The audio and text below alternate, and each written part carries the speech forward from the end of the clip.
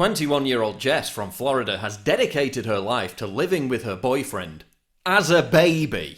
She says she wears diapers but only pees in them, no poo-poo. I don't know, like, that's just too far for me. Right, because rolling around in a nappy while pissing yourself is perfectly within the bounds of normality. For me, there is nothing sexual about my age play or anything like that. Really? Is that why your YouTube header image is you with your legs spread wide open with the camera centered on your crotch? No, that's not sexual at all. They call me a pedophile. Age play is not sexually stimulating to me in any way, shape, or form. Yeah, right. So it's not a sexual thing, but the official terms for what you get up to are daddy dominant / little girl, adult baby diaper love, and age play. All subsects of BDSM, which for those who don't know stands for bondage, dominance, submission, and sadomasochism. Yep, nothing sexual about that. I think all kinds of people watch my videos for different intentions or purposes. Pedophiles.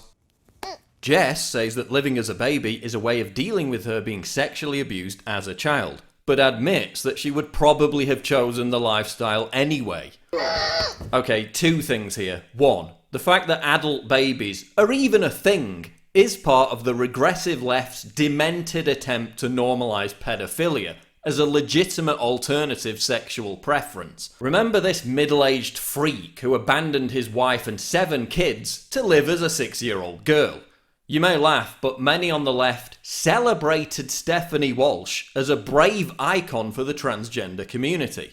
Remember Todd Nickerson, the wannabe child molester who has a regular platform with Salon.com, who illustrated him talking about masturbating over a 5-year-old girl by romanticising it with dreamy footage of a child dancing and twirling, who continue to give Nickerson a platform despite him admitting he would, quote, engage in sex play with a child if she wanted it and initiated it.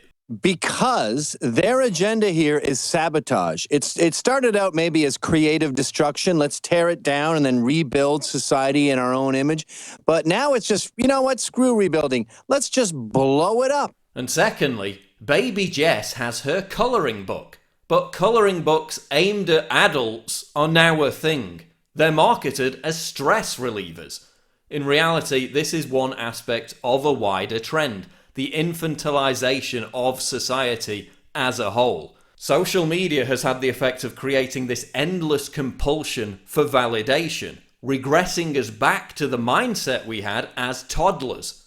The baby's narcissistic need for someone to constantly reassure it that it exists. According to leading neuroscientist and professor of synaptic pharmacology at Lincoln College, Oxford, Lady Greenfield, social media is exacerbating short attention spans, narcissism, and the inability to empathize, all traits associated with infants. We're creating drug addicts who are so addicted to screen time that they devote zero effort to forming their characters in the real world. This leads to a constant state of identity crisis, which is why we see this explosion of young people identifying as all kinds of nebulous and bizarre things.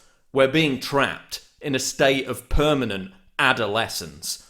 Thanks to social media, young people's brains are being rewired. You've now got grown men and women walking off cliffs trying to catch animated Pokemon characters, for God's sake. You've got adults wanting to suck on dummies, piss in diapers, and pretend they're babies. In the decadent late stages of a society, bizarre and aberrant behaviour becomes commonplace. So commonplace that the mass media and many on the left embrace and promote it as normal. And I found, in my study, that history is cyclic.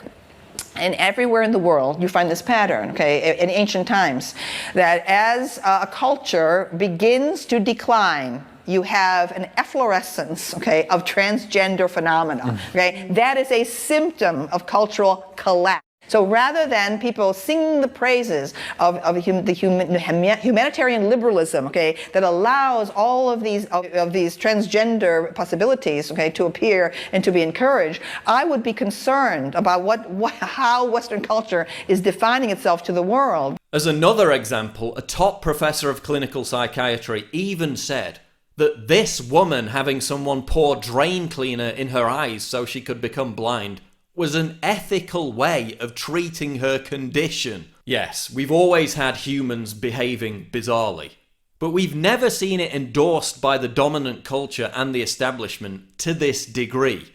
This is cultural Marxism. This is Brave New World. They're literally teaching young people that wearing nappies and drooling is something that should be respected.